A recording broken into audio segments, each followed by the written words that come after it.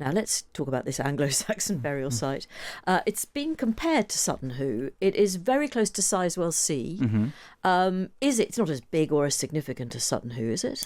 It is not as significant as Sutton Hoo. I think we would agree on that. There are a number of burial mounds that have been found, and it's not immediately apparent that many of these are, as resplendent with treasures as Sutton Hoo, but some of them are. And the critical bit is in the centre. There is this burial which is described as a princely burial, so burials with swords, shields, weaponry, and this has two figures in it, and they are buried next to a horse which was in its full bridle and all of its tack, and it was buried, presumably not alive, but I would also see that it was probably quite healthy the day before, and it was. And this is something which you do find in Sutton Hoo. In Burial Mound 17 in Sutton Hoo, there is a single individual who's buried next to a horse. So this is a day's ride away.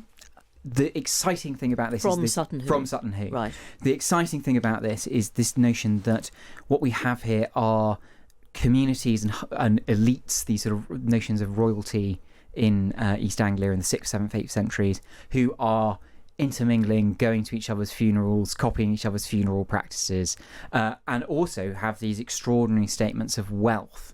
So we're not clear exactly what royalty meant in Anglo-Saxon times. There is a description in the Anglo-Saxon Chronicle of a king coming from Northumbria to Wessex and killing Wessex's 5 kings, so it's not exactly as we would understand it. But getting these sense of very powerful people. And then there's the question of where these grave goods come from, because the vast majority of them are coming from Byzantium, from Turkey and further afield, Syria. How did they get there then? Big question. So the first thing to remember is that the world's been globalised for millennia, and items do travel vast distances. But there's this high concentration of Byzantine stuff that's in East Anglia and in these burials. There are a couple of theories. One is that it could have been part of a tribute. One is that somebody might have gone on a mission to Byzantium, which we know that the French did, for instance. There is another theory, which was put out by Dr. Helen Gissos of the University of Oxford last year, that actually these warriors might be royal, might not be royal, but what they might have been up to was going and fighting for the Eastern Roman Empire in Syria, where they were having great battles. That we knew that the Roman Empire in the West would go and drum up troops. Just because the Western Roman Empire has collapsed by this point doesn't mean that this isn't happening. So maybe these people have gone all the way across there, become great war heroes over there, and come back laden with booty and spoil, and where they're treated with tremendous honour at home. Okay, and they die young, of course, or youngish. Nobody lived that long back then, did they? Well, not necessarily. We won't know about these individuals, sadly, because and indeed Sutton Hoo is similar.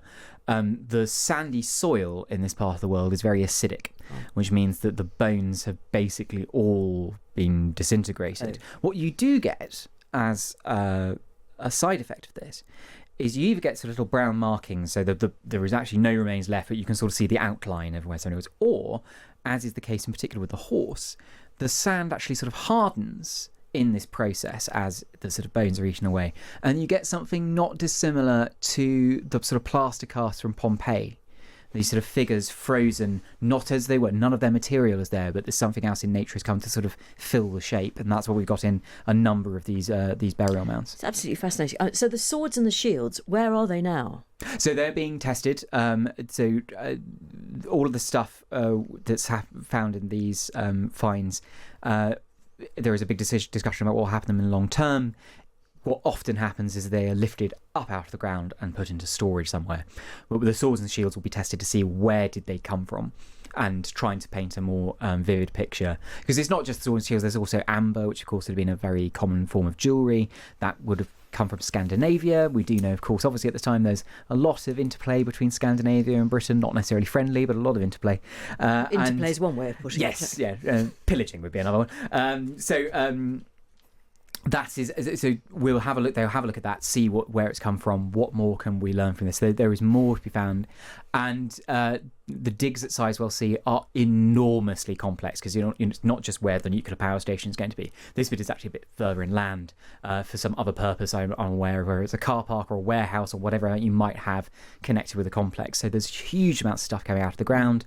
It's not just Anglo-Saxon stuff that they found. They found an Iron Age ladder, which seemed to be going down into a well that's wooden, that's thousands of years old and perfectly well survived.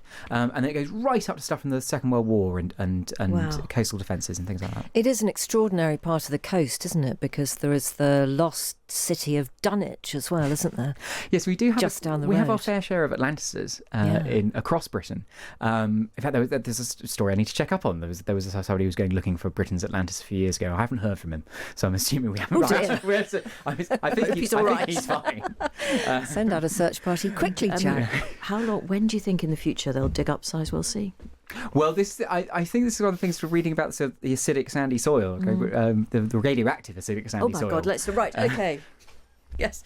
Let's not anticipate that. Not too enthusiastically, anyway. Jack, always lovely to have you on the programme. Pleasure. Thank you very much. Jack is the Times history correspondent.